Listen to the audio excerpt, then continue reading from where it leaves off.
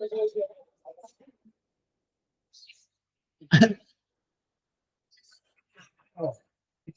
mm,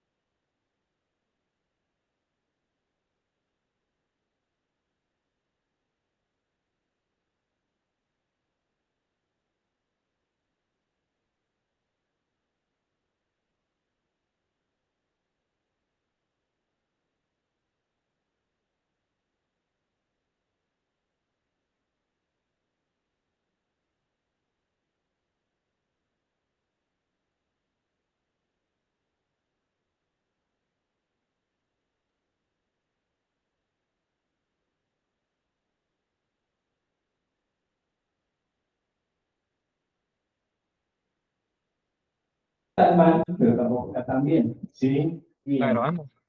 Droga, pero no hubo la intervención acá de la compañera, porque cuando en el saber popular que nos dicen droga o drogadicto, viene a las personas que hacen abuso de sustancias de uso ilegal. ¿Estamos de acuerdo? Pero nosotros no lo vamos a tomar así como tal, las drogas de abuso o las drogas ilícitas, sino lo que vamos a tomar la definición de droga como cualquier sustancia natural, semisintética o sintética, es decir, un producto natural, lo sacamos de una planta, lo sacamos de una bacteria, lo sacamos de un hongo, o lo fabricamos en el laboratorio, que sería sintético, o una combinación de los dos, ¿sí? Por eso decimos natural, sintético o sintética, en cualquier estado de la materia, ya sea un sólido, un líquido o un gas. Y ahí modificamos otra palabrita que dijeron ustedes, que aumenta o disminuye una función fisiológica. Alterar está alterar. ¿Sí? La palabra alterar está hablando de, como van a ver injuria ahora, las sustancias injuriables, ahí van a producir alteraciones. Pero entonces, ¿qué es una droga? Es cualquier sustancia natural, sintética, en cualquier estado de la materia, ya sea un sólido, un líquido, un gas, que aumenta o disminuye una función fisiológica. En grande no crean funciones fisiológicas nuevas. Las funciones fisiológicas ya las tenemos. Lo que hacen las sustancias estas que van a usar como ¿sí? Van a aumentar o van a disminuir la función fisiológica. ¿Sí? La pueden aumentar mucho, o la pueden anular hasta parecer ausente. Como mate, el que me quiera convidar, me convida. ¿Sí? Pero, sacando las metilsalinas que puede tener la mateína, el mate que está tomando, sobre todo todos los chantajes que quedaron más lejos, ¿es una droga o no? ¿Por qué? ¿Qué función altera? Igual voy a decir, no digan altera. ¿Qué? ¿Y cómo hace el mate para activar el sistema nervioso central? Yo le saqué, les dije, saquen la metilsandina que es la materia, sáquenla. Me están tomando esa sustancia. Y seguramente alguna molécula. No tiene ninguna molécula rara, de ninguna sustancia. Puede ser muy eléctrico también. ¿Por qué? Vamos a quitar la acidez y ¿Por qué? También, ¿por qué? Ahí sí me gusta más. ¿Por qué? Aumenta la dirección. Y bueno, pero algo que ella sabe. Agua. Sí, el mate tiene agua. ¿El agua es una droga o no? Ah, no. ¿Qué dijimos? Cualquier sustancia orgánica e inorgánica, natural, sintética, sintética, cualquier estado de la materia, que aumente la función fisiológica. Aumente un mate así, una palangana así. Aumente el océano gástrico. Sí, la velocidad del océano gástrico lo aumente. Aumente el ritmo de diuresis. Sí, aumente el ritmo de diuresis. En un ratito, eso que se van, y toman impulso y se van. Estamos al baño y se van. ¿Se entienden? Sí. Entonces, el agua en sí. Fíjense que nosotros estamos tomando una droga, porque está aumentando la función fisiológica. Terapéuticamente el agua lo usamos, sí, hay patologías que nosotros vamos a administrar agua a los pacientes. ¿Se entienden? Sí, pero el, el, el término droga es para que ustedes entiendan eso, que es cualquier sustancia que me pueda aumentar o disminuir la función fisiológica, hasta anularla. Bien, yo ahora les pregunto, monóxido de carbono. Un tóxico silencioso que viene ahora en el invierno, que es peligroso, y sobre todo para nosotros que pasamos muchas horas estudiando, sentados, mucho frío, calefacción, nos cuesta la plata, no podemos llamar gasista, no sabemos si está bien, prendemos las horas, ya prendemos el horno, hacemos cualquier desastre que no lo debemos hacer, sí, pero hasta una tragedia sucedida hace 2 años, y hace varios años que se viene repitiendo, por eso le digo que prefiero que estén bien abrigados en vez de calefaccionados mal. Pero el monóxido de carbono, ¿sería una droga o no? ¿Por qué? compite con el oxígeno. ¿Por quién? Por la hemoglobina. Perfecto. ¿Tiene más afinidad o menos afinidad? ¿Cuántas veces? 220 veces más afinidad por la hemoglobina del adulto. ¿Y por la hemoglobina fetal? ¿Sabían que tenemos hemoglobina fetal? Sí, bien. 500 veces. ¿Sí? ¿Será importante saber eso? Genial. ¿Será importante? Sí, si yo me intoxico ahora con monóxido y alguna de ustedes está embarazada, ¿quién va a tener más riesgo? ¿Yo o la embarazada? Sobre todo la embarazada, el bebé de la embarazada, porque tiene la hemoglobina que tiene mayor afinidad. Entonces, el monóxido compite con el oxígeno por lo que tiene la hemoglobina. Bien, ¿qué más hace? Sí, como complicación, ¿sí? ¿De qué? ¿Por qué baja el pH? ¿Eh? Si yo compito con el oxígeno por la hemoglobina, ¿qué estoy generando? ¿Eh? Una hipoxia. ¿Estamos de acuerdo? Estoy generando una hipoxia. Bien, y por esa hipoxia voy a generar un metabolismo anaerobio, y por ese metabolismo anaerobio voy a generar ansiosis. ¿Estamos de acuerdo? Pero vamos a eso sería los efectos que produce por generar hipoxia. Pero ¿por qué más genera hipoxia el monóxido? porque no permite que las células utilicen. O sea, que el oxígeno no pueda llegar a las células para que se dé la síntesis ATP. Porque es irreversible. Porque inhibe la cadena respiratoria. Bien, inhibe la cadena respiratoria. Y antes inhibe la cadena respiratoria, ¿qué hace?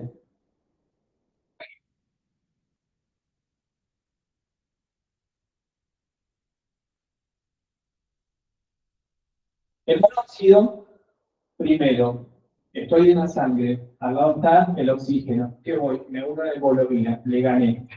Entonces, esa hemoglobina me está transportando a mí, que soy el monóxido, pero ese oxígeno no puede ser unido. Primer mecanismo de hipoxia, ¿sí? Pero todas las hemoglobinas no están unidas a monóxido, porque si estaríamos unidos a todos monóxido, estaríamos muertos. Si sería la saturación del 100% de la hemoglobina con monóxido, estaríamos muertos.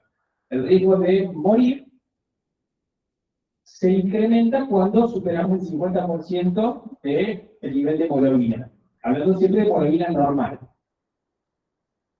Imagínense que yo soy monóxido, al lado tengo un oxígeno y acá está la hemoglobina. Vine y yo morí. Pero hay otra hemoglobina que este oxígeno vino y se unió, porque no puedo acaparar a todas las hemoglobinas. ¿Qué pasa con esa unión de la hemoglobina con el oxígeno en presencia del monóxido? Mira que vean 50 y 50. ¿Hacia dónde se desplaza la curva de disociación de la hemoglobina? ¿Eh? Hacia la izquierda. Entonces, ¿cómo es la unión? Es más fuerte. ¿Se entiende? Entonces, yo le gano, el monóxido le gana al oxígeno, pero el oxígeno que se puede unir a la hemoglobina no se puede ceder a los tejidos, porque se desplaza la curva de disociación de la hemoglobina hacia la izquierda. Y a su vez, se puede ceder menos, y el poco oxígeno que llega no puede ser utilizado porque se bloquea la cadena respiratoria. Tres mecanismos por el cual el monóxido genera hipoxia tóxica. Nosotros al monóxido nunca lo vamos a usar como una droga y siempre lo vamos a tomar como un tóxico. ¿Estamos de acuerdo? Alcohol etílico, ¿qué es? Es una droga. ¿Sí? ¿Es un tóxico? Sí. ¿Lo puedo aconsejar para algo? Jamás. Jamás de los jamás, porque es un tóxico. Yo nunca voy a aconsejar un tóxico para ninguna persona. ¿Estamos de acuerdo? Por más que tenga beneficios para el tipo de proteínas. Olvídense que eso nos agarramos un montón por decir, es una copita. Sí, lo hacemos. Sí, pero no tiene ningún efecto porque daña a todo el mundo los aparatos y sistemas. Bien, eso es una droga. Bien, ahora vamos al fármaco. ¿Qué es un fármaco? Un fármaco es aquella droga que sirva para hacer un tratamiento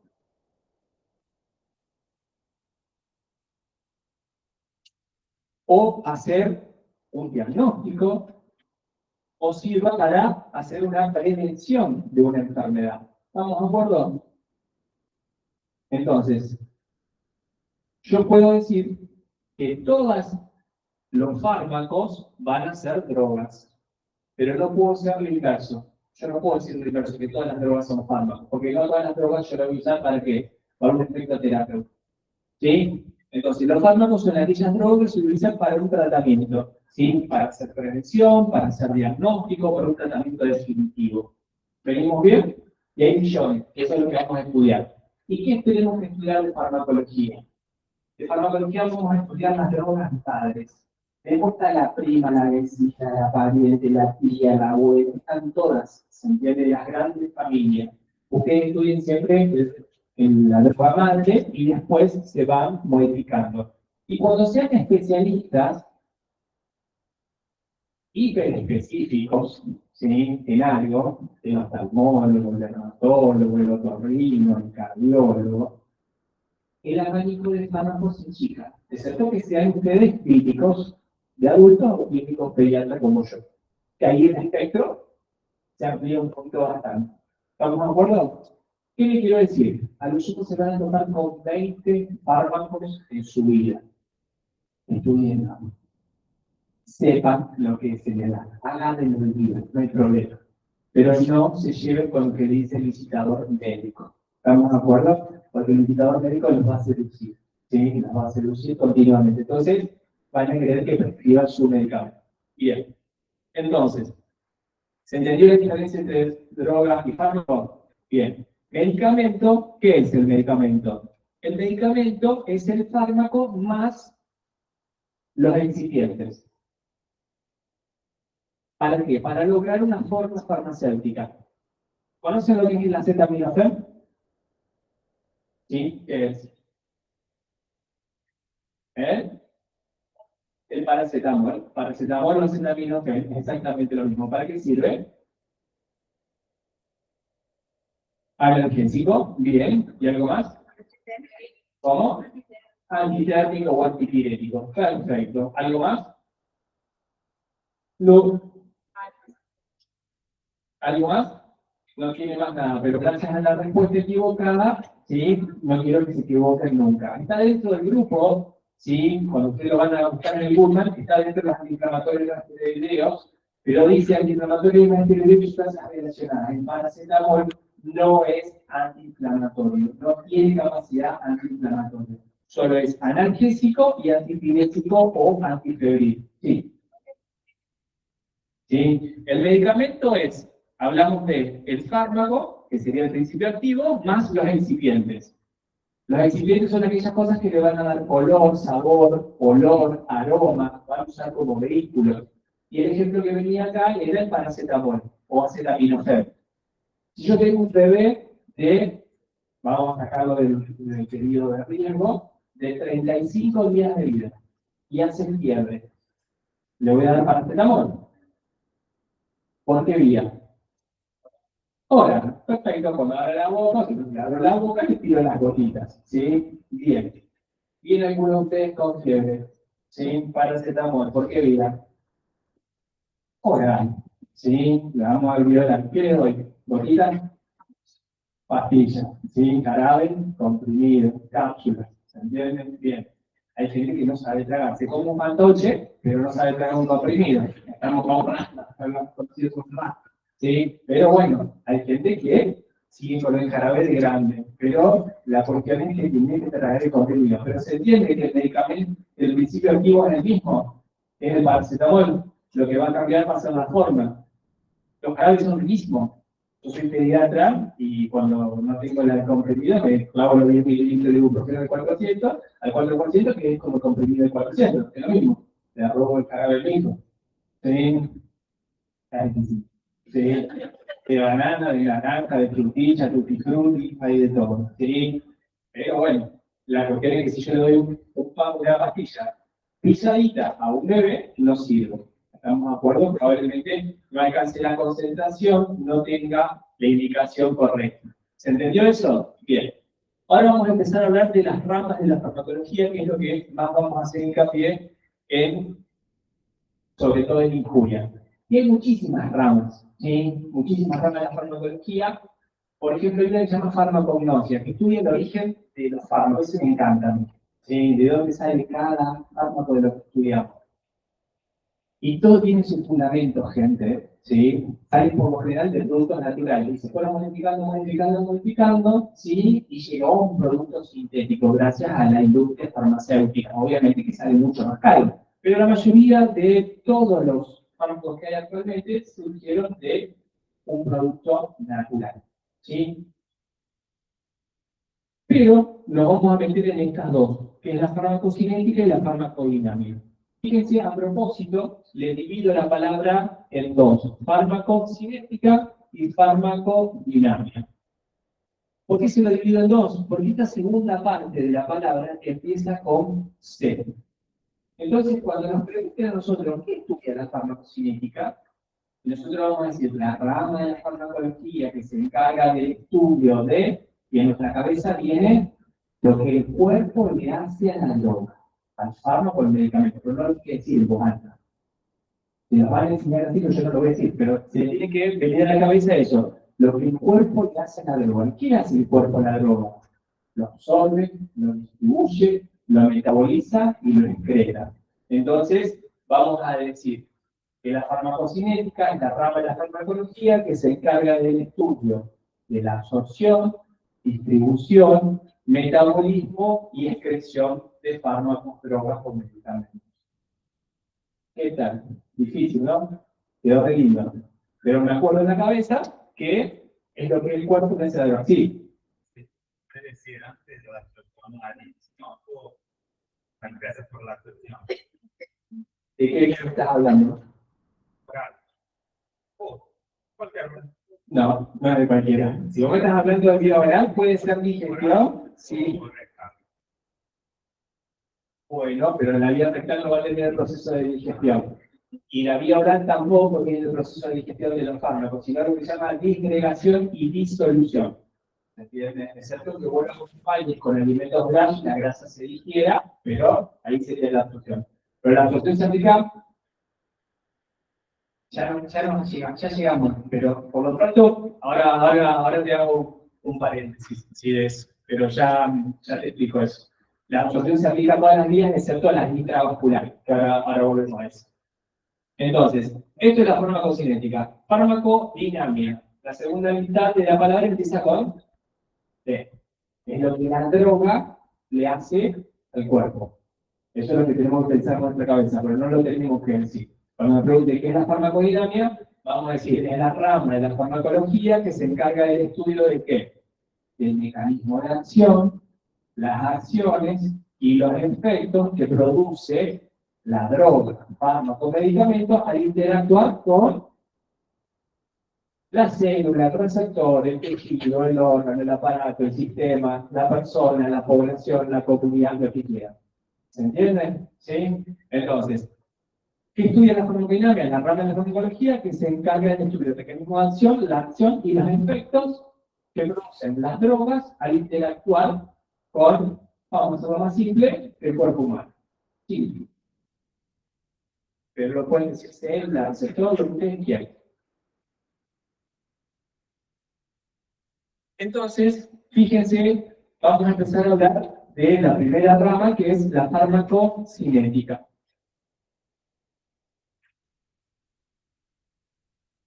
Ese dibujito que está ahí, lo tienen en el Google Machine, que es un poquito modificado, para que lo podamos entender. Cada partecita de esta podríamos estar hablando 2 horas de cada cosa, ¿sí? Vamos entonces con una introducción, y a medida que ustedes vayan estudiando, como dijimos, 1 hora por día de farmacología, le van a surgir muchas preguntas, entonces me las pueden hacer, no hay ningún problema.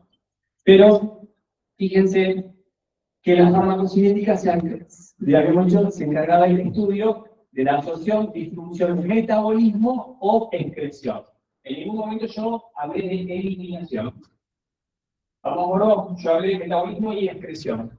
Y en algunos libros aparece una L adelante, que es la liberación. Entonces estudia la liberación, absorción, distribución, metabolismo y excreción. ¿Por qué les hablan de liberación? Porque hay preparados farmacéuticos en los cuales se pone, por ejemplo, un parche, se pone un dispositivo intradérmico, se toma una cápsula de liberación prolongada, cuando dicen AP de acción prolongada, o las formulaciones sí,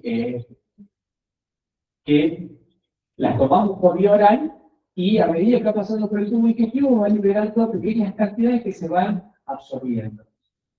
O también llamado fármacos de depósito. Alguna vez, si tuvieron angina por estreptococo, beta hemolítico del grupo A, ¿sí? Y no respondían y querían algo más efectivo, supuestamente más efectivo, pero han sufrido inyecciones por resistencia clínica.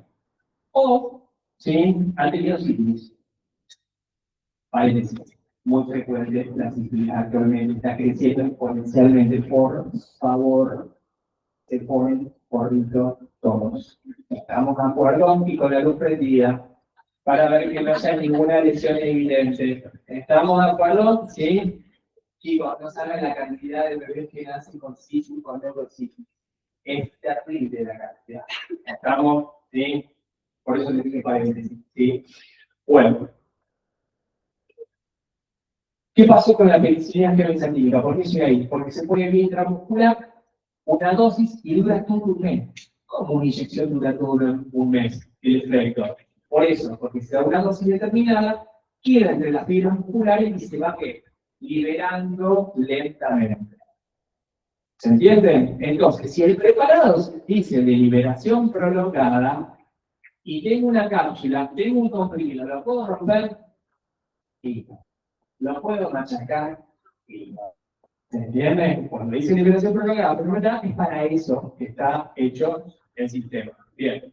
Por eso en algunos libros de farmacología puede tener la L de adelante. Pero fíjense acá.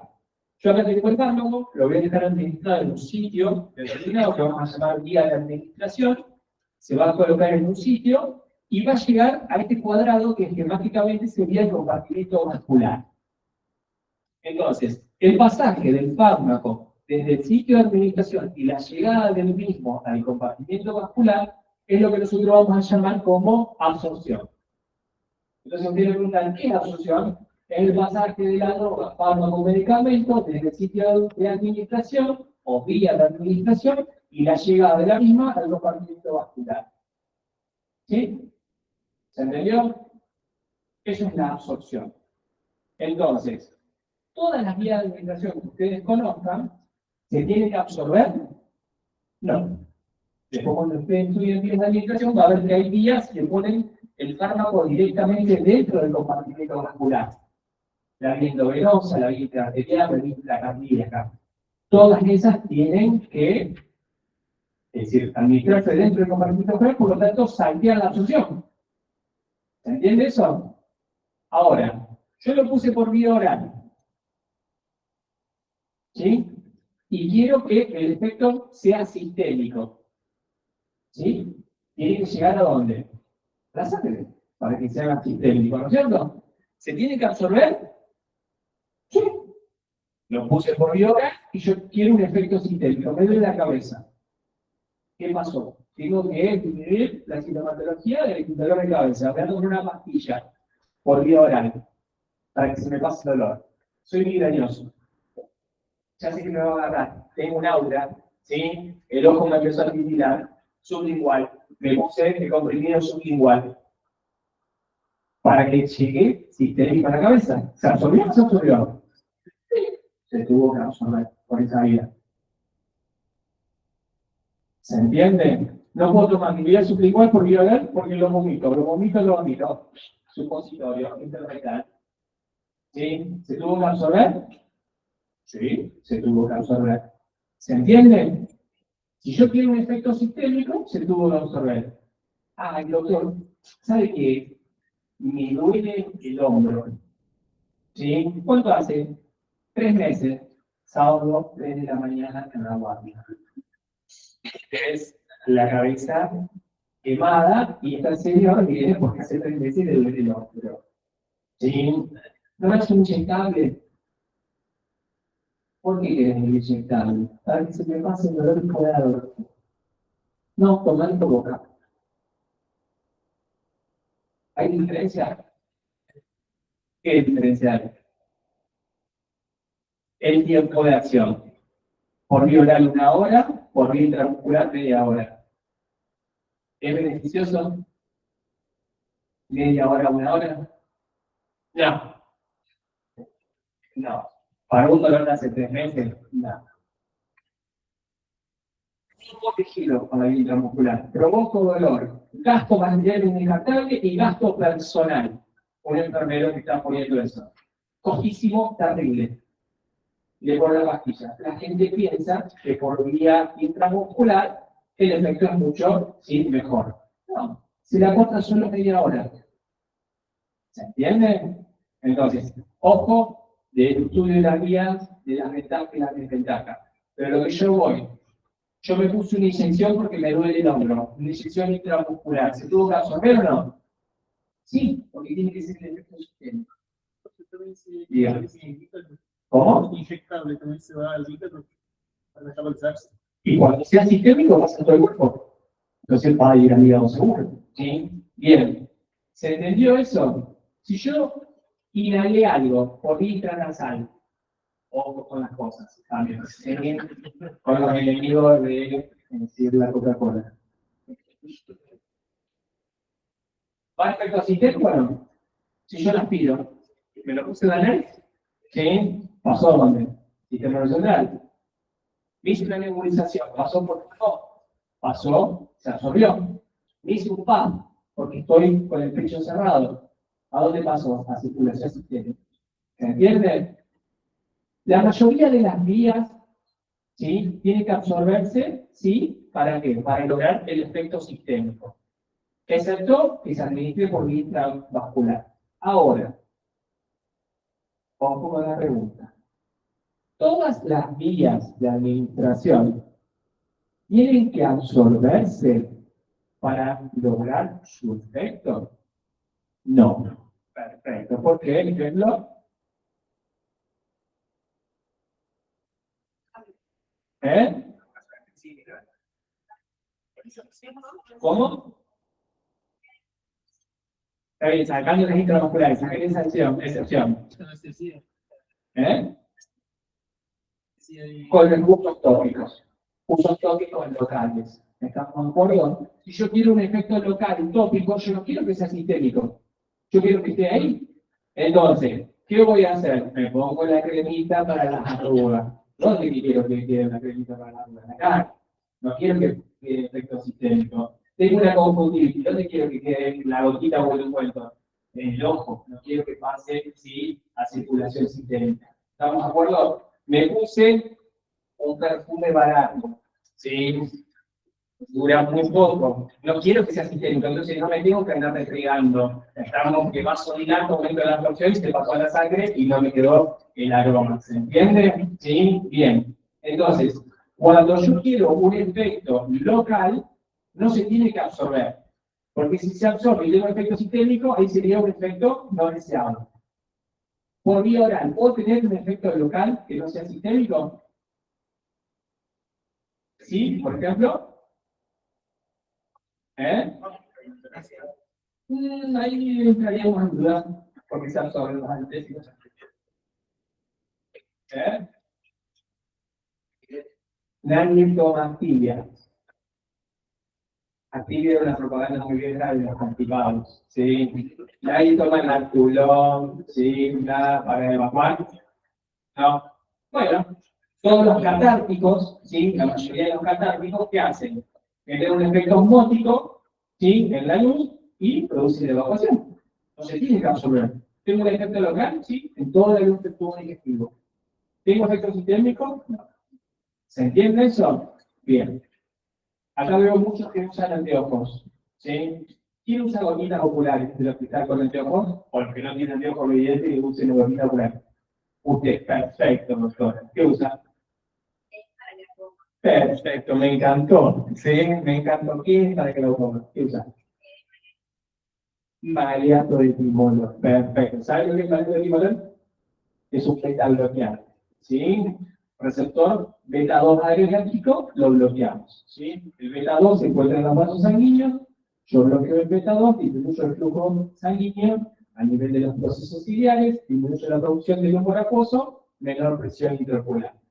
Perfecto, ¿no? ¿Cómo se pueden meter las gotitas? A donde caiga. Sería perfecto. Me encantó. Sí, me encantó. Bien.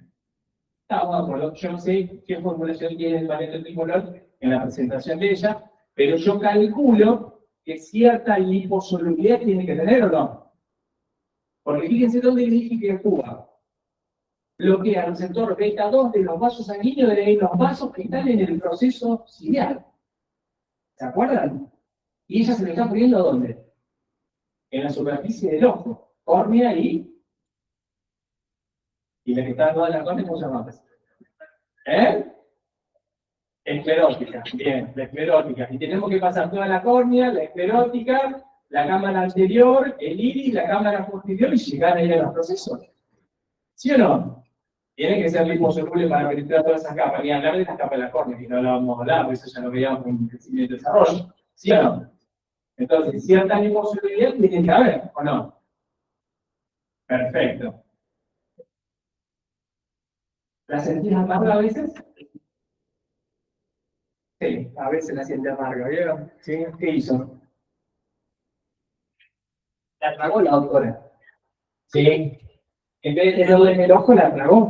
¿Sí? Si la sintió amarga, el gusto está en la faringe, en la lengua, entonces ella lo siente. A ver, mis amores. ¿Dónde está la glándula lacrimal? Acá arriba. ¿Qué sería acá arriba, doctor? Anatómicamente hablando. Porque acá, eso dice el verdulero. El verdulero dice una cosa, pero acá, ¿qué sería? ¿Qué es esto? Región supero externa de la cavidad urinaria, podríamos decir. Queda más lindo, ¿no? Perfecto, ¿sí? Está acá, en el ángulo supraexterno. ¿Cuántos conductitos tiene la glándula lacrimal? ¿Tiene muchos? ¿1, 50? ¿Pocos? No importa que si no se acuerda esta cantidad. ¿Son cortitos, son largos? ¿Hasta dónde van? ¿Algo? Nada. Hay que volver a crecimiento y desarrollo. Me aprendieron con eso. Pero ahora van a cursar después cicloclínico que van a ver esta perspectiva. La glándula lacrimal está en el ángulo supraexterno, tiene todos conductitos chiquititos que desaguan ¿a dónde? En el ángulo que supraexterno, acá. Y por el parpadeo, la lágrima se y pasa al ángulo interno. Y del ángulo interno, ¿dónde va? Al conducto lácrimo-muconasal. Conducto lácrimo-muconasal. No son los conductos lagrimales. Conductos lagrimales que son para el veterinario, ¿sí? Conductos lácrimo-muconasal. Los lagrimales están acá, chiquititos. ¿Sí? La gota que hace, se drena acá, pasa acá y pasó a la nariz. ¿Nos damos cuenta que está produciendo eso? No. Porque poquita la cantidad, nos da el brillo de los ojos y absolutamente nada. Empezamos a llorar. ¿Sí? Emocionalmente empezamos a llorar. ¿Sí? Nos empiezan a quedar las gotas, pero por acá. Y empezamos a moquear. ¿Sí? ¿Qué es el moco en ese momento? Son las lágrimas que se están pasando directamente por el punto de lágrima muconasal y empezamos a moquear. ¿Estamos de acuerdo? ¿Sí o no? ¿Para qué estoy explicando esto? ¿Sí? Fíjense que es importante saber dónde están las cosas para hacer correctamente los tratamientos. Las gotas oculares van en el ángulo externo. Claro, pero van en el ángulo externo y se comprime el ángulo interno. ¿Para qué? Para que el excedente caiga a la mejilla y no pase a la nariz. Si yo la metí acá, la mayoría de la gente hace esto. Primero, ¿dónde cae? Y si no, al ángulo interno. Así. Y se pasó vía intranasal, faringe, se tragó todo. Las fosas nasales están contravascularizadas. Absorben un montón de cosas. Y fíjense que ella, tranquilamente, aplicándose mal, las bolitas, ¿sí? Pasa el conducto lácrimo-muconasal, se absorbe y es un metabloqueante, que en algún momento puede tener una radicardia. O le puede faltar un poco el aire. ¿Sí? Porque está usando mal las cosas. ¿Se entiende eso? ¿Sí? Bien, entonces ponemos la gotita al lado externo y comprimimos el ángulo interno. Esa gotita que la compañera se dijo, maleato de timolol, acuérdense porque también le entra en furia, maleato de timolol. Si yo tengo una bradicardia, falta de aire, ¿sí? Una arritmia, ¿es un efecto sistémico? Y yo tengo un efecto que local. ¿Se entiende? Pero porque se absorbió y porque a lo mejor la técnica está mal puesta, ¿sí? La bolita. ¿Se entiende eso? Bien. Una vez que la droga llegó al compartimiento vascular, droga, fármaco, medicamentos, ya dijimos lo mismo, se encuentra como fármaco libre. ¿Sí? Penetró todo y llegó como fármaco libre. Si no se absorbió, pasó directamente y está como fármaco libre. Después se empieza a unir a proteínas plasmáticas. Y ese fármaco libre, imagínense que estamos dentro del compartimento vascular, ustedes van a estudiar en injuria el proceso de inflamación. Pero ustedes estudiaron todo el segundo año del trabajo en tiempo libre, todo el aparato cardiovascular, las conexiones interendoteliales, que son la mayoría, ¿sí? Uniones de solución, una unión continua, por lo tanto no hay separación entre una célula endotelial y otra célula endotelial. Entonces, nosotros podríamos decir que el fármaco que está en el compartimento vascular solo va a pasar a los otros sitios, que ahora vamos a ver, si se mantiene como libre. ¿Por qué? Porque al estar unido a proteína plasmática, le doy mayor tamaño, le doy mayor hidrosolubilidad, puede ser ridiculizado y no va a poder atravesar los endotelios en condiciones fisiológicas normales. ¿Se entiende? La proteína por excelencia transportadora va a ser la albúmina, pero también van a estar las globulinas. Entonces, este fármaco libre se empieza a unir, pero también este fármaco libre, por concentración, va a pasar ¿a dónde? A sitios de depósito, va a ir a sitios de acción, y va a ir a sitios de metabolización, y va a ir a sitios de excreción. Todo eso va a ser el fármaco libre.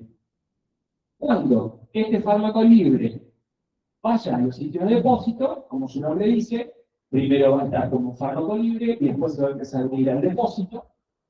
Cuando este fármaco libre vaya al sitio de acción, primero va a estar como fármaco libre y después se va a unir, ¿sí?, al sitio de acción, que va a ser el receptor. O cuando esté como fármaco libre, puede ir en la vía de excreción. ¿Podrá volver?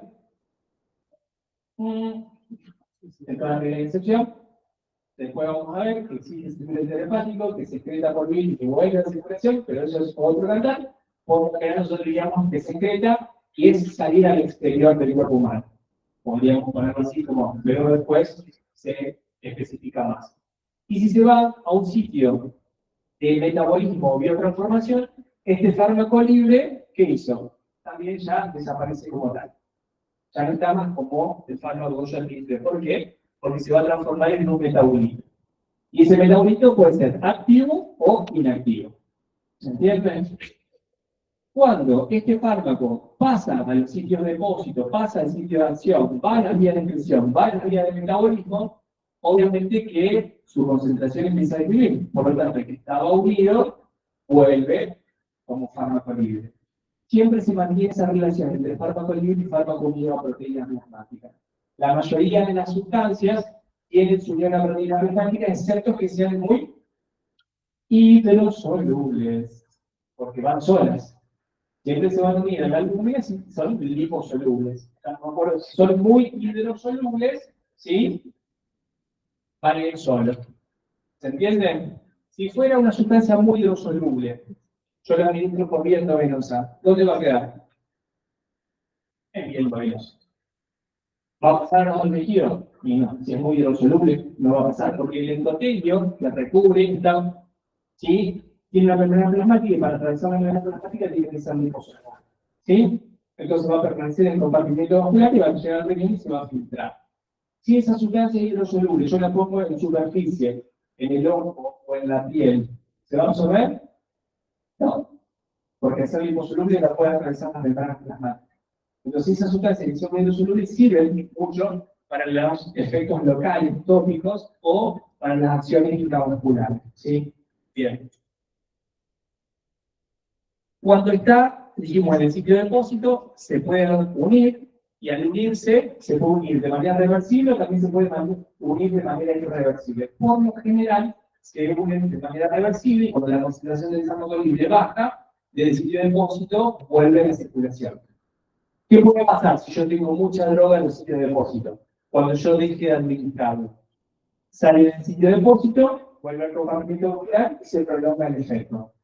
A lo mejor puedo llegar a tener el efecto terapéutico, a lo mejor puedo tener el efecto tóxico, o a lo mejor puedo demorar en que no se produzca una abstinencia. Por ejemplo, hay una persona que es dependiente a benzodiazepinas, tengo que tomar la pastillita todas las noches para poder dormirme. Si no tomo la pastilla, no van a poder dormir. ¿Sí? Benzodiazepina, primera sustancia de abuso mal prescrita por la mayoría de los médicos, que ahora cuando ustedes tengan su matrícula, espero que no lo hagan. ¿Sí? Espero. Pero se consigue todo. Actualmente, desde Paraguay, Brasil, Chile, todo llega. ¿Sí? Todas las aplicaciones. ¿Sí? Y mucho más económico que la que hay en Argentina. No estoy diciendo que lo hagan, por favor. Pero imagínense que tengo una persona que es dependiente de benzodiazepina. Hace 20 años que no tengo pastillita. ¿Sí? Y no me la puedo sacar si no lo duermo. Te la sacaste. ¿Hizo el síndrome de abstinencia el otro día? No. Lo hizo a la semana, a los 10 días. ¿Por qué lo hizo a la semana, a los 10 días? El síndrome de abstinencia florido, con irritabilidad, intranquilidad, insomnio, rebote, todo. Porque estaba en el sitio de depósito acumulado durante años, ¿y qué hizo? Esto no se administró más, el fármaco libre empezó a caer y desde los sitios de depósito empezó a pasar a la circulación. No alcanzó para hacer el efecto terapéutico, pero sí para evitar el síndrome de abstinencia. ¿Se entiende? Bien. Cuando vamos a la sitio de acción, acá se va a encontrar con un receptor que vamos a ver que va a ser la parte de la farmacodinamia, y cuando se va a la vía de excreción, puede ser cualquier vía en la cual salga del organismo. La más importante en cantidad, ¿cuál va a ser? ¿El?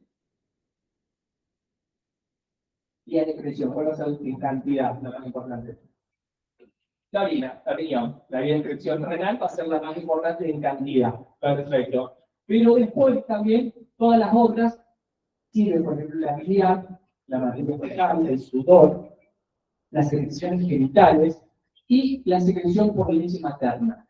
Ojo con eso, con la secreción por leche materna, porque si bien la cantidad puede ser muy poca para la mujer que está amamantando, para el bebé puede ser una dosis bastante significativa. ¿Sí? A lo mejor es el 1% de su peso, que pesa 60, pero para un bebé de 3 kilos, ¿sí? Pasa a ser casi el 10 a 15% de lo que pesa. ¿Se entiende eso? Bien, entonces, las vías de excreción cuantitativas son importantes para quién? Para el riñón. Las otras, por general, son cualitativas. ¿Qué quiere decir? Que si encuentran esa vía de excreción, el paciente estuvo expuesto. Y la excepción es la leche materna, porque la dosis que puede recibir el bebé es mucha, y la vía inhalatoria para los agentes inhalatorios. Y los agentes psicoinhalatorios, la mayoría ingresa por vía inhalatoria, y la mayoría se elimina en cantidad por vía inhalatoria. Es decir, ingresa por inspiración y sale por expiración. Metabolismo. Sitio de metabolismo más importante del cuerpo humano, el hígado. Perfecto. Sistema microsomal, sistema no microsomal. Acá, cuando el fármaco llegó al compartimento vascular, ya está haciendo el efecto sistémico y va al hígado para metabolizarse. Yo estoy haciendo esto. Estamos administrando, vía oral se absorbe, pasa por el hígado y llega al compartimento vascular. Que también puede ser una vía. La vía oral hace esto. Viene acá, hace esto y pasa a la circulación sistémica. Yo lo que estoy hablando es que el fármaco se administró por una vía, llegó al compartimento vascular y de ese compartimento vascular se está metabolizando. ¿Qué quiere decir? Que ya cumplió el efecto. ¿Sí? Una vez que cumple ese efecto, se metaboliza y podemos tener un metabolito activo o inactivo. Ese metabolito activo puede tener la misma acción que la droga madre, que el fármaco inicial. Entonces, ese metabolito que hizo prolonga el efecto. o puede tener una entidad diferente. Cuando tiene una actividad distinta al fármaco que nosotros administramos, por lo general se llama efecto tóxico también. ¿Sí? Cuando el metabolito activo tiene actividad diferente a la droga madre o el fármaco madre, se considera que sería tóxico. Y si es inactivo, obviamente no cumple ninguna función y se va por la vía de expresión del hígado, que sería la vía biliar. ¿Entendimos eso? Perfecto. Y acá hago una aclaración. ¿Cómo puedo salir del cuerpo humano, de la circulación sistémica? ¿Cómo puede salir del fármaco? Puede salir por excreción o puede haber salido por metabolización. O puede salir por dos mecanismos. ¿Se entiende? Entonces, eliminación, ¿qué sería? La eliminación sí es la salida definitiva del fármaco del cuerpo hacia el exterior. ¿Y cómo puede salir el fármaco del cuerpo? ¿Por excreción, por metabolismo o por la suma de ambos? Por eso yo les dije que no había nombrado en ningún momento todavía eliminación. Si yo tomo alcohol, el alcohol etílico, el 99,9% del alcohol se elimina por metabolismo hepático. Entonces, su principal vía de eliminación es el metabolismo. Si yo me pongo un antibiótico que se llama aminoglucosa por vía endovenosa, se elimina por riñón. El 99% se elimina por riñón. ¿Cuál es la vía de eliminación? La excreción renal. Entonces, cuando ustedes le pregunten cuál es la vía de eliminación, no le están haciendo la asociación de excreción únicamente. Puede ser por metabolismo, puede ser por excreción o puede ser por los dos mecanismos. ¿Se entendió esto? Bien. Y volvemos ahora, eso fue todo lo que era farmacocinética, lo que el cuerpo le hacía al fármaco, droga o medicamento. Ahora, farmacodinámica. ¿Qué estudia la farmacodinámica? Lo que la droga le hace al cuerpo. Estudia el mecanismo de acción, las acciones y los efectos. Entonces, ¿qué va a estudiar? ¿Sí? El mecanismo de acción, es decir, la acción de las drogas. ¿Cómo la podemos clasificar? A la acción de las drogas la podemos clasificar droga, medicamento, fármaco, porque ustedes ya saben que es lo mismo, ¿no? Lo podemos clasificar de manera específica o según la acción. Podemos decir de acción específica o de acción inespecífica. Acción específica en sí es cuando yo encuentre una estructura que pueda aislarla del cuerpo humano. ¿Sí? Que por lo general es una proteína.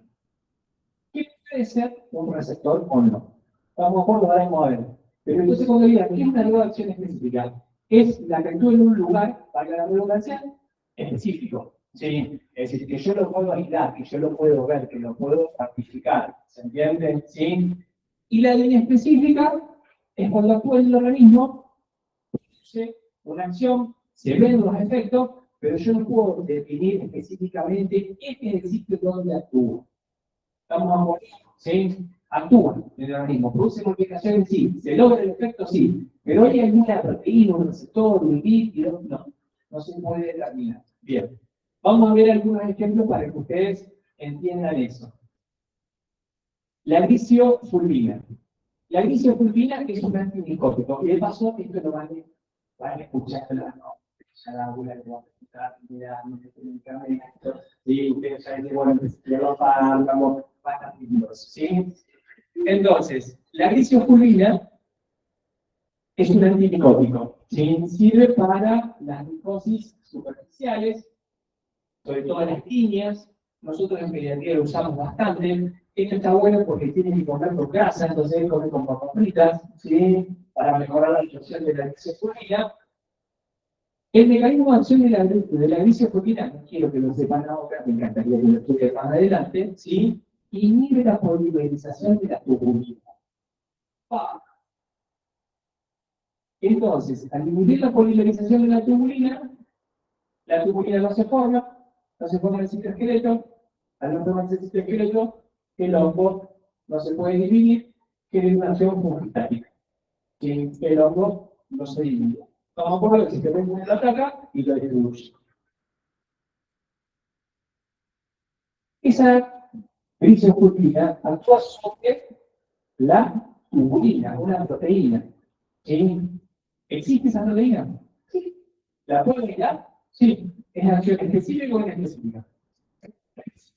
La tengo, ¿sí? En el hongo donde va a actuar. ¿Sí? Y encima la crisofulina va y se acumula en la queratina, justo donde está el hongo. ¿Sí? Entonces, genial, cierra todo. ¿Es la acción específica o inespecífica? Específica. ¿Actúa sobre un receptor? No. Ya fue la definición del receptor, pero la tubulina es una proteína estructural. La estaría actuando como receptor. ¿Se entiende? Bien. Furosemida. ¿Saben lo que es? Es un diurético. Lo han leído un montón de veces. ¿Dónde actúa? En la asa de Henle. Perfecto. ¿Qué parte? Pila o pensar. En la rama ascendente y gruesa del asa de Henle. Muy bien. Bloqueando el cloro. Sodio, potasio, 2 cloro. Perfecto. Entonces ahí actúa la furosemida. Bloquea el cotransporte. Sodio, carga positiva. Potasio, carga positiva. 2 cloros, carga otra negativa porque tiene 2 cargas positivas. ¿Sí? Sodio, potasio, 2 cloro. La rama ascendente y gruesa del asa de Henle.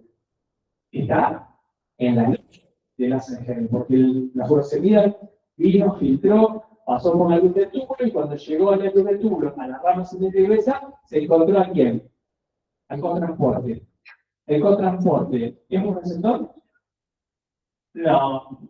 Es una proteína que está usando como transportador, pero no es un receptor. ¿En un lugar específico o no?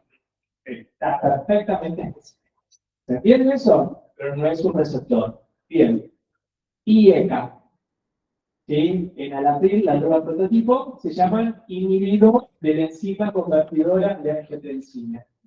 ¿Se entiende? Es una droga que se usa para la insuficiencia cardíaca, hipertensión, para prevenir la nefropatía diabética, ¿sí? Para cuidar los riñones. Inhibidor de la enzima convertidora de angiotensina. ¿Qué es la angiotensina? ¿Sí? La enzima convertidora de angiotensina transforma la angiotensina 1 en la angiotensina 2. ¿Dónde se encuentra esta enzima? En los endotelios, todo el cuerpo, sobre todo en el pulmón. ¿Es un receptor? No. Como estamos viendo es, sí, una enzima. Entonces, los antibióticos pueden haber que pueden actuar en el núcleo, el ribosoma, el suya menor, mayor, en la membrana. Hay un montón de ejemplos. Pero, miren este. El manitol. El manitol también lo leyeron ya. En el CENISU medio. ¿O no? Sí, lo leyeron, tiene subrayado y con color, seguro. Sí. El manitol es un diurético osmótico. ¿Sí? Se pone por vía endovenosa, llega al riñón, filtra, y como filtra, pasa. Llega al inodoro. ¿Estamos de acuerdo? Y como es osmótico, atrae agua. Si yo lo puse por vía endovenosa, ¿qué hizo? Aumentó la osmolaridad, ¿sí? De compartimento intramuscular, arrastra agua, tanto del intracelular como del intersticio, pasa el compartimento muscular, lo expande, llega al riñón, aumenta el filtrado glomerular, aumenta la diuresis. ¿Dónde actúa el capital? En ningún lado, en todos lados. Pero no hay una proteína específica. ¿Se entiende? Por su presencia, lo puse en el compartimento muscular que hizo. ¿Sí? Poder osmótico. ¿Qué hace? Atrae agua. Llega al riñón, filtra, sigue la luz del túbulo, que sigue atrayendo agua y orina. ¿Se entiende que no hay ningún receptor, no bloquea ninguna acuaporina, no estimula el receptor para la liberación de ninguna hormona, entre algo estilo? Por solo su presencia, generó el efecto osmótico. ¿Se entiende eso? Bien. Hidróxido de aluminio, hidróxido de magnesio. ¿Sí? Pastillitas que sirven para la epigastralgia, sobre todo posterior al escabio, ¿sí? Si le contó un amigo en una resaca, lo que es el quitasta, ¿sí? El hidróxido de aluminio y el hidróxido de magnesio, ¿para qué? Para bajar la acidez gástrica. Perfecto. Y no vuelva a todo lo que estás quemando, ¿no es cierto? ¿Sí? ¿Le contó un amigo qué pasa? Sí, perfecto. Bien. Tomé una milanta. O la resagí. ¿Sí? ¿Lo conocen ese también? ¿Sí? Bueno, bien. Bien. Sí. Bueno. ¿Qué son estos? Antiácidos. ¿Qué hacen? bloquean el protón. Se unen en el protón en el estómago y generan un medio, el glicol y brilla, menos ácido. No llega a ser nunca alcalino, pero bueno, podemos decir que es menos ácido. ¿Hay lugares específicos donde actúan? Pueden estar en el protón. ¿Se entiende? ¿Sí? Entonces, mannitol, hidróxido de aluminio, ¿sí? Serían, por ejemplo, drogas de acción específica. Y el carbón activado también, ¿sí? Es un antídoto que se usa para las intoxicaciones, que por solo su presencia va pegando sustancias en su superficie y las elimina. ¿Estamos de acuerdo? Pero no tiene tampoco un sitio específico donde actúa. Entonces, una de las formas de clasificación, como habíamos visto antes, las drogas, según la acción que generan, pueden ser específica o inespecífica. Ahí tenemos ejemplos. Entonces, ahora vamos a qué es un receptor. ¿Qué dirían ustedes que es un receptor?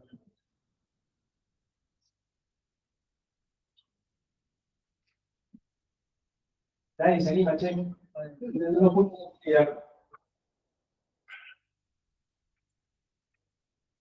¿Eh?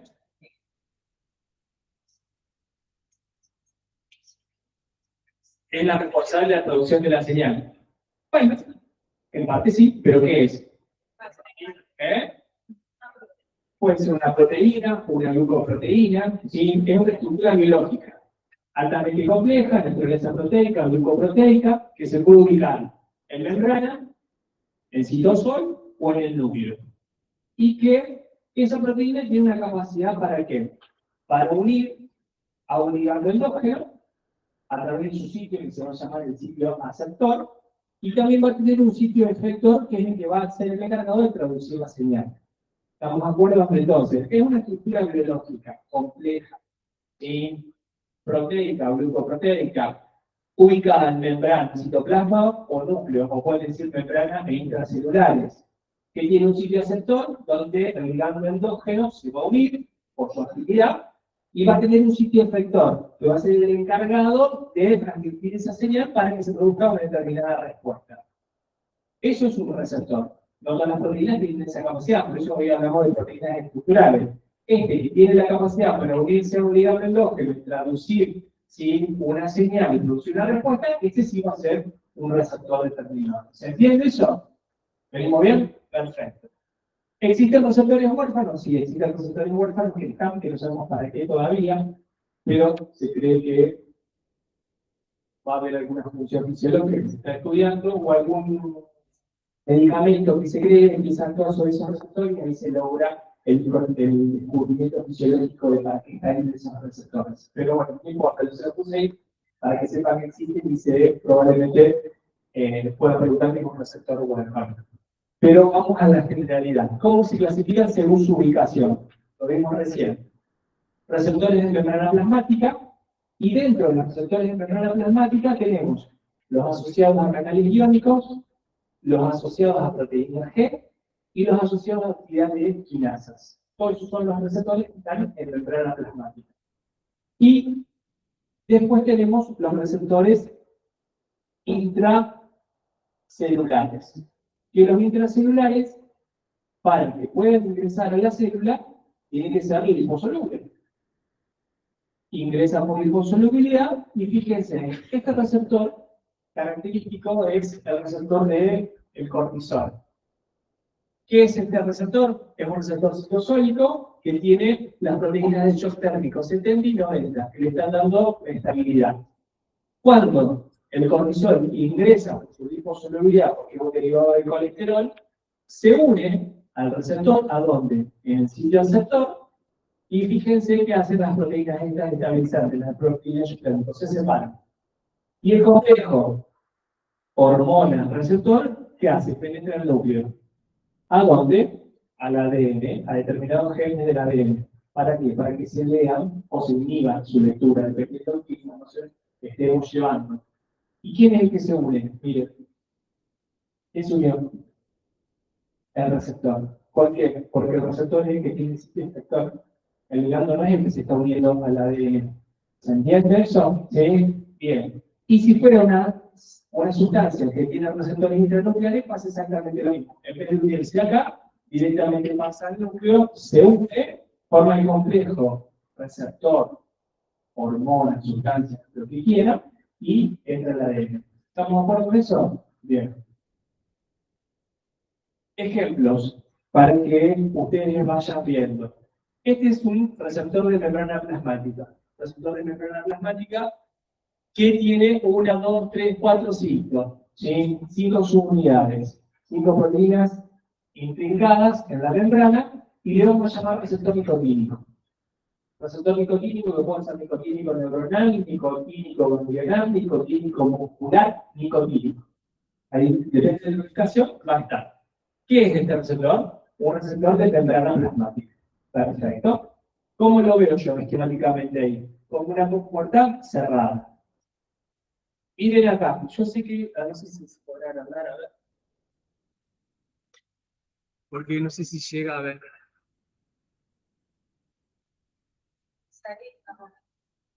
Oh. No sé qué toque.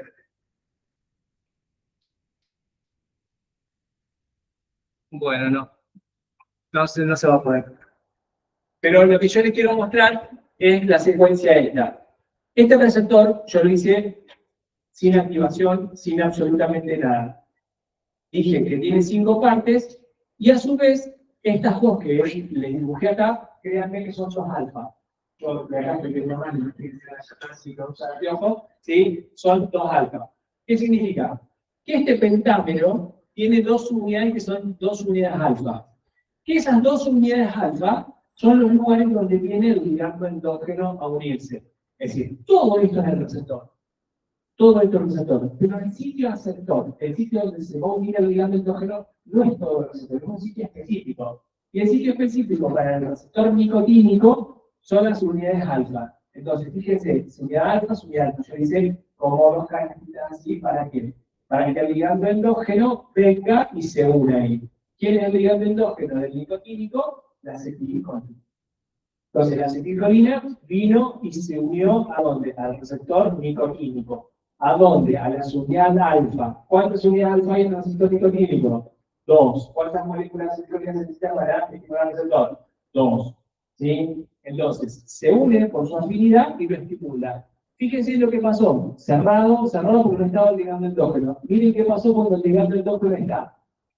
¿Qué hace? Se abrió. Y al abrirse, ¿qué deja? Ingresa sodio. Entonces, todos los receptores nicotínicos son receptores de membrana plasmática asociados a canales iónicos de sodio. ¿Qué se logra cuando el receptor nicotínico es estimulado por la acetilcolina? Abrir las canales de sodio. ¿Y los sodio qué van a hacer? Despolarizar la membrana. ¿Estamos de acuerdo? Consigue una excitación, contracción muscular, lo que sea después, pero lo que voy a hacer es despolarizar la membrana. ¿Se entiende eso? Bien.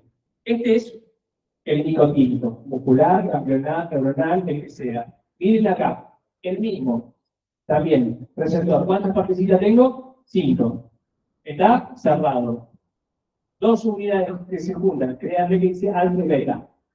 No son alfa y alfa, este es alfa y beta. Pero el ligando endógeno que tengo acá, ¿quién es? El GABA. Ácido gamma aminobutírico. El neurotransmisor por excelencia y inhibitorio del sistema nervioso central. Miren qué hizo, se unió. Y al unirse, ¿qué hizo? Se abrió. Y al abrirse, ¿qué dejó entrar? Cloro. Y al entrar cloro, carga negativa, ¿qué estamos haciendo? Hiperpolarizando. Estoy haciendo más refractaria, ¿sí? A la célula. ¿Estamos aburridos? ¿Sí o no? Entonces, el receptor GABAérgico, este se llama GABA, es un receptor de membrana asociado a membrana plasmática. Sí, perdón, un receptor de membrana plasmática asociado a canal iónico de cloro. Y fíjense que este es el ligando endógeno. Pero al lado, miren, ¿quién está? Alcohol, benzodiazepina y barbitúricos. En un sitio que se llama alostérico cercano vecino, que no es lo que es de la alfa y la beta, ¿sí? Se une el alcohol, la benzodiazepina y el barbitúrico. ¿Y qué hacen? Favorecen que el GABA actúe.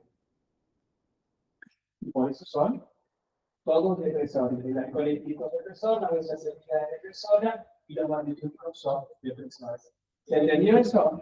Sí, perfecto. Esos son ejemplos de receptores de membrana asociados a canales iónicos. ¿Sí? Ahí lo mismo el receptor nicotínico que los receptores GABAérgicos. El estado del receptor cerrado. ¿Se acuerdan que cuando el canal de sodio, por ejemplo, que se iba despolarizando en la fase 0, que se abría todo, después venía la fase 1 de la repolarización rápida, y después venía la fase de micelia, en algunos que tenían el flujo de calcio? Bueno, los canales de sodio también pasan a veces al estado inactivado. Y el estado inactivado es como si estaría cerrada la puerta, pero con llave. Acá está cerrada sin llave, para que se acuerden eso. ¿Yo la puedo abrir? Sí. Si el estímulo es importante, la puedo abrir. Si yo le puse llave, ¿lo puedo abrir? Por más estímulo fuerte que sea, no lo voy a abrir. ¿Estamos de acuerdo? Y cuando está abierto, ¿sí? Y cuando está cerrado. Pero fíjense, ¿por qué está cerrado acá? ¿No? La inhibición o inactivación es este. Acá está cerrado, ¿por qué? Porque falta el ligando endógeno. Acá no está. Pero mira acá, ¿por qué está el ligando endógeno? Pero ahí, exacto, está bloqueado. ¿Sí? Acá lo que hay es un antagonista. Fíjense que los antagonistas, por lo general, van a venir al mismo lugar que el ligando endógeno. ¿Y qué es lo que van a hacer? Van a evitar que actúen.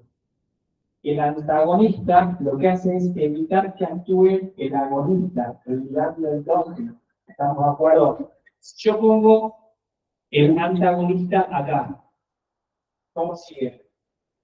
Acá, si yo lo pongo acá, el antagonista, cuando está cerrado, ¿cómo sigue el canal? Cerrado. Si yo le pongo el antagonista acá, cuando esté activado, ¿cómo está? Sigue activado. El antagonista por sí solo no hace nada, no tiene ningún efecto, no logra nada. Solo lo que hace es que se hagan los efectos, ¿por qué? Porque no deja que la voluntad actúe. ¿Estamos de acuerdo? Bien.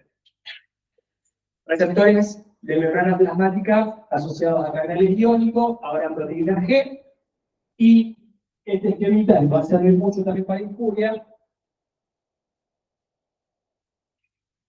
Y esto ya se lo he dicho varias veces, algunos te van a agradecer como regla general. Sistema simpático tiene como neurotransmisor la noradrenalina. Sistema parasimpático tiene como neurotransmisor la acetilcolina. Sistema simpático, noradrenalina, adrenalina, dopamina, también lo van a ver, pero actúa sobre los receptores alfa 1, alfa 2 y los beta, beta 1, beta 2 y beta 3. Acetilcolina, para lograr su efecto parasimpático, sistema nervioso autónomo parasimpático, actúa sobre receptores M1, M3, M5, M2 y M4. ¿Sí? Acá. ¿Por qué? Porque la acetilcolina también puede venir sobre los nicotínicos, ¿sí? Que no dependen del parasimpático. El nicotínico muscular es de la vía voluntaria, ¿sí? Así que no. La acción parasimpática, sobre todo, se da por estimulación de los receptores muscarínicos. Pero, ¿por qué aclaramos esto? Como regla general, nosotros estamos hablando de los receptores membranas asociados a proteínas G. Como regla general, todos los impares están asociados a proteínas G. Todos los pares están asociados a proteínas GO, a la proteína par de IgO. Y todos los beta a la proteína GS. ¿Hay excepciones? Sí, hay excepciones. Pero si ustedes se acuerdan que los impares de la proteína GQ, que los pares de la proteína par de IgO y que todos los betas de la GS, ya es un golazo. ¿Estamos de acuerdo? ¿Sí? Bien. Miren, mecanismo de acción. ¿Sí? Mecanismo de acción de cualquier receptor asociado a la proteína G. Yo tengo el receptor, tengo el sitio receptor y tengo la proteína G que está al lado del receptor. Ese receptor, esa proteína G, tiene 3 unidades. Las unidades, una beta y una gamma. Y normalmente está unido al GLP. ¿Ahí hay ligando endógeno? No. no hay ligando endógeno. Miren qué pasó acá. Llegó el ligando endógeno. ¿Qué hizo? Se unió ¿a dónde? Al sitio receptor. Al lugar que le presenta el receptor para que se unan. Miren qué pasó con el receptor. Miren qué era redondillo acá. Miren qué se hizo acá. La huequita esa, a propósito. ¿Qué tuvo entonces? Cuando el ligando endógeno se une a su sitio receptor, el receptor se modifica. Y al poder modificarse, ¿qué hace? Se acopla ¿qué? A la proteína que está hermosa.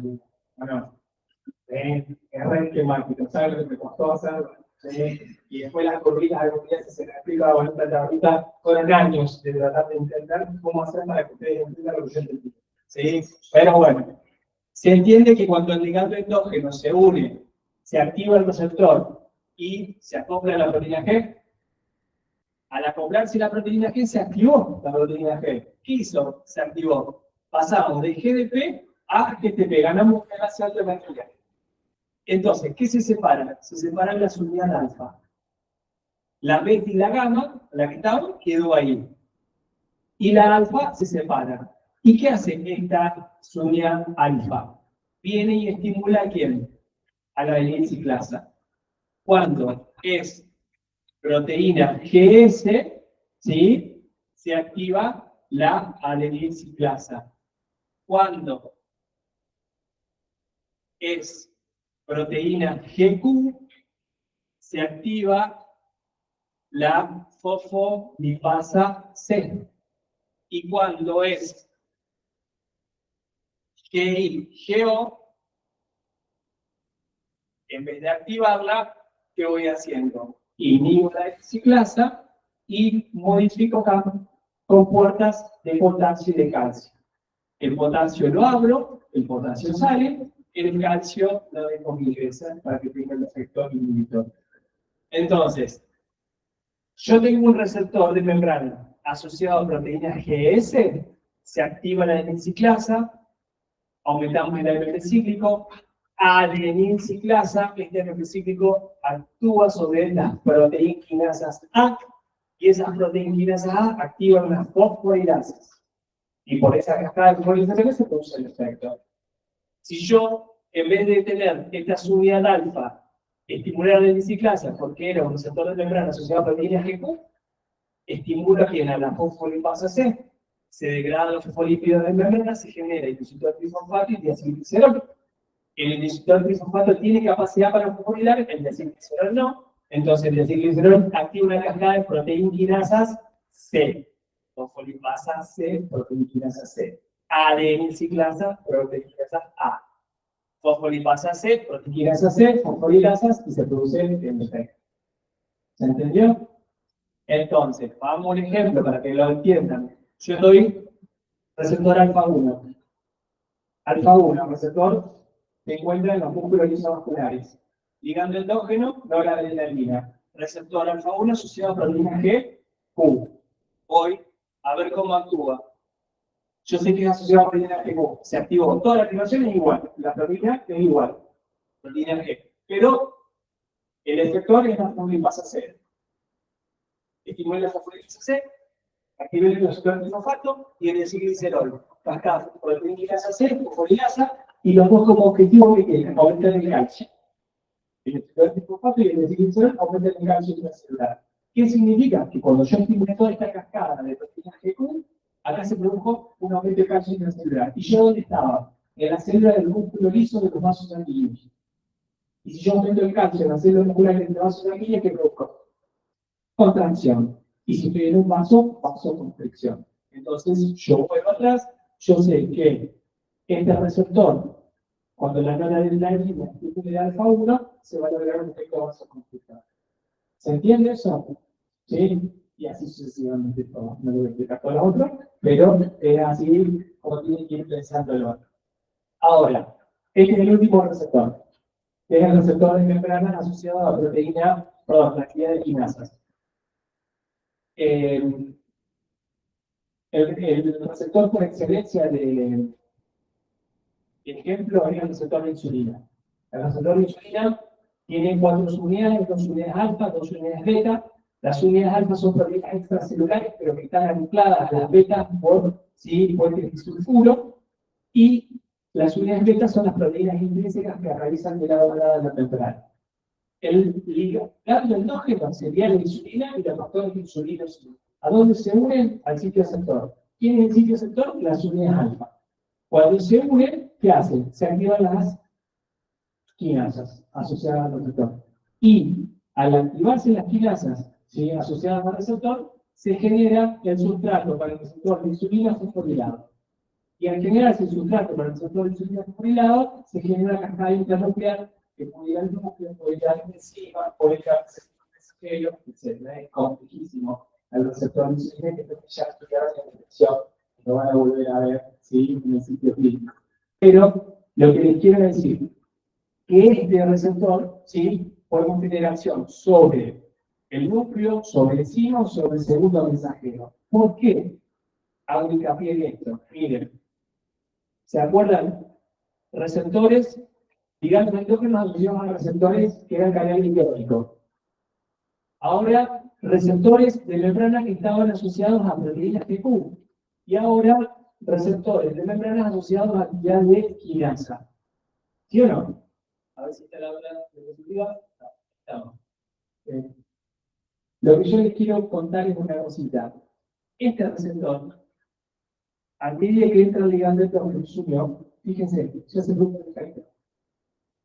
¿Cómo es la respuesta de ese receptor? Rapidísima. Yo agarré, lo puse ahí, está, rapidísimo. Ahora, si yo tengo que llegar a actuar sobre el segundo mensajero, ¿la respuesta va a ser rapidísima? No, va a ser rápida, puede ser inmediata. Y a veces puede llegar a ser un poco tardía. Pero tardía, sí o sí, va a ser ¿cuál? Cuando yo tenga acción doble en el núcleo. Va a ser inmediata, tardía, seguro. ¿Por qué? Porque tengo que modificar la síntesis de la transcripción, ¿sí?, de ese ADN. ¿Entienden? Entonces, ¿por qué quiero que sepan esto? Porque a medida que ustedes van estudiando el mecanismo de acción, las acciones de la receptoridad, ustedes van a entender los efectos de las sustancias, pero también van a utilizar después la cabeza para entender las aplicaciones terapéuticas. ¿Hay un alérgico acá? ¿Alérgico a qué? Pero grave, que si me pico una hormiga y me muero. Una vez me pico y me muero. ¿Hay una así? ¿Eh? Al camarón, son alérgicos al camarón. Sí, qué mala suerte. Perdón, me estoy diciendo una cosa. Sí, qué mala suerte, me encanta. Sí, te hinchaste. Sí, comiste y te hinchaste. Sí, ¿y qué hicieron? ¿Y qué hicieron? Adrenalina, perfecto. Sí. ¿Qué hubiesen puesto ustedes? Exacto, corticoides. ¿Qué le dice la gente en general? Llévate un decalón, llévate un corticoide. ¿Sí? Si te pico una vez con una hormiga, ¿sí?, te pones eso y te salvas. Te morís. ¿Sí? Si la reacción era anafilaxia y es grave, yo necesito una droga que actúe de forma rápida. ¿Dónde actúa la adrenalina? Igual que la noradrenalina. Sobre los receptores de membrana internacional proteína G. Lo actúa rápido. Vasocontraigo, evito el edema de Lorenz, evito que se asfixie. Si yo le puse un corticoide, le pongo un corticoide. Llegó el corticoide, el loco, la estoy pegando. ¿Se entiende? ¿Sí? Si usted me dice, hice una reacción y casi me muero, me pusieron un corticoide y se me pasó, y va. ¿Estamos de acuerdo? Si le pusieron adrenalina, estamos de acuerdo, ahí sí tenías una anafilaxia. ¿Se entiende eso? ¿Y por qué estudiar el mecanismo de acción y efecto? La tecnología es difícil. ¿Y ustedes saben por qué? Porque nos hace recorrer mucho fisiología. Vamos a saber un poco de anatomía, fisiología, para poder entender, porque no tiene nada nuevo. Sí, lo que hizo la doctora acá, la doctora que tiene un glaucoma de la presión aumentada, la droga lo que hace es impedir la función de filtrado de los vasos que están en la función señal. Eso se produce. Exacto, tiene un poquito más aumentado, entonces hay que distribuirlo, lo van a hablar continuamente. ¿Sí? Entonces, ustedes saben la fisiología, la anatomía y fisiología, un poco de la fisiología, pero nos vamos a la genia. Y las manifestaciones extraordinarias. Cuando ustedes estudian hipertensión, hipertensional bien elevado, por eso es un valor considerado normal, cuando yo le doy una medicación, ¿qué voy a hacer? El objetivo no es hipotensarlo. Si no es lograr un efecto antihipertensor, llevarlo a cierta tensión al no local. Entonces yo tengo que saber cómo se regula la presión, saber ahora por qué se enfermó y cuál es la que está aumentada, que es el determinante de la presión está aumentada, y es utilizar un fármaco determinado para bajar la presión. Y así entonces, estamos de acuerdo, 1 hora de fármaco por día, no hemos pedido más, o 1 hora de fármaco por día, y realizando otra presión. Estamos de acuerdo, porque hay una parte muy difícil que es farmacocinética clínica y después se las agarra los pelos. ¿Vamos? Bueno, nos vemos.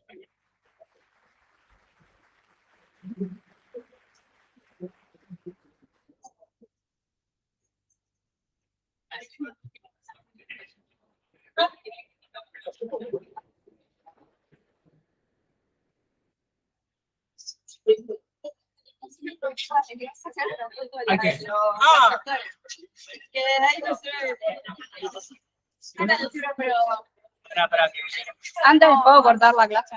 ¿Cómo? Puedo cortar Dale, la cortale grabación. y lo busco. Dígame.